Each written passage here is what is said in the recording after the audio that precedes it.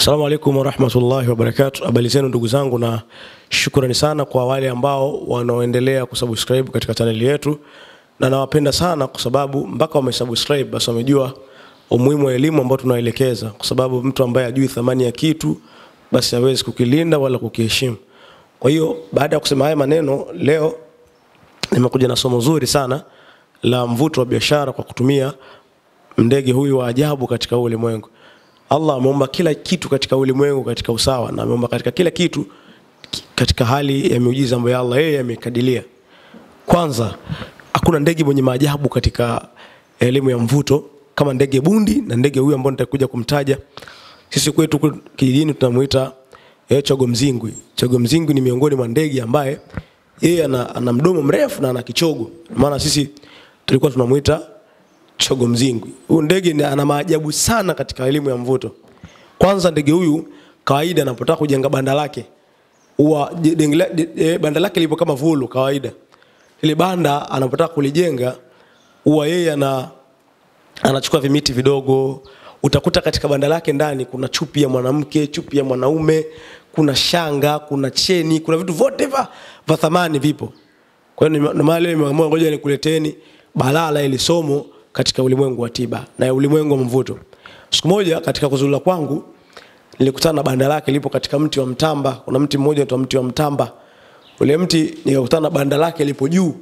Na siku nyingine katika kuzurura kwangu nikakutana na mti mwingine mithili ya mti wa mbuyu, lakini sio mbuyu, ilikuwa katikati ya ile panda ambayo imekaa hivi, alikuwa na banda lake.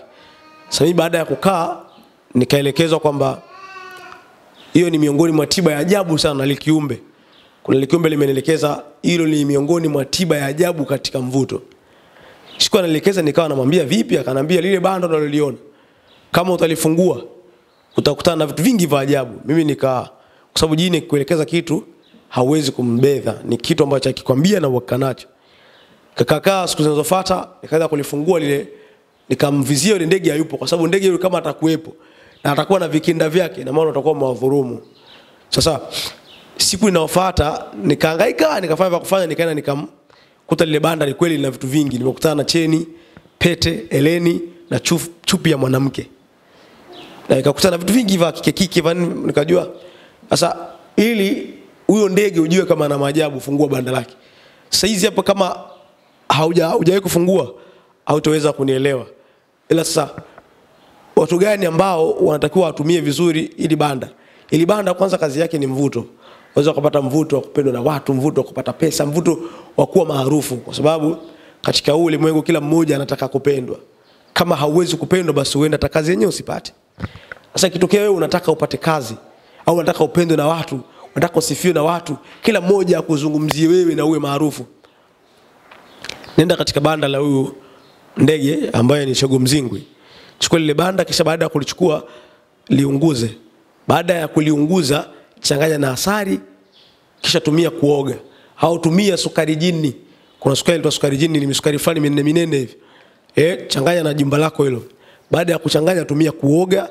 Wazee wa zamani walikuwa wanatumia kuchanja. Wachanja kwenye ulimi. Sasa hii ni dawa ambayo ni mujarabu sana katika ulimwengu wa mvuto. Tumia kuoga, lakini ili ukupate vizuri tumia kuoga na maji ya uvuguvugu ambayo ya moto moto, itakupata vizuri. Lakini nyingine watu walikuwa wanachanganya na dawa zao za mvuto. Sasa ili kufanyia maajabu hii dawa, ichanganye na mvuto, mwita, kalilalila, italigula, itinginya, ishikija au madawa soap. Kwa dawa inaitwa sopo. Hiyo dawa ni hatari sana. Ichanganye na ile banda. Baada ya kuchanganya ile banda, tumia kukoga dawa yako kwa manuezi. Asubuhi kila fajiri koga kwa manuezi. Hii ni miongoni mwa dawa ambayo yenye maajabu sana katika ulimwengu. Baada ya kusema hayo, mimi nakupendani sana na amani Mwenyezi Mungu iwe juu yenu. Asanteni.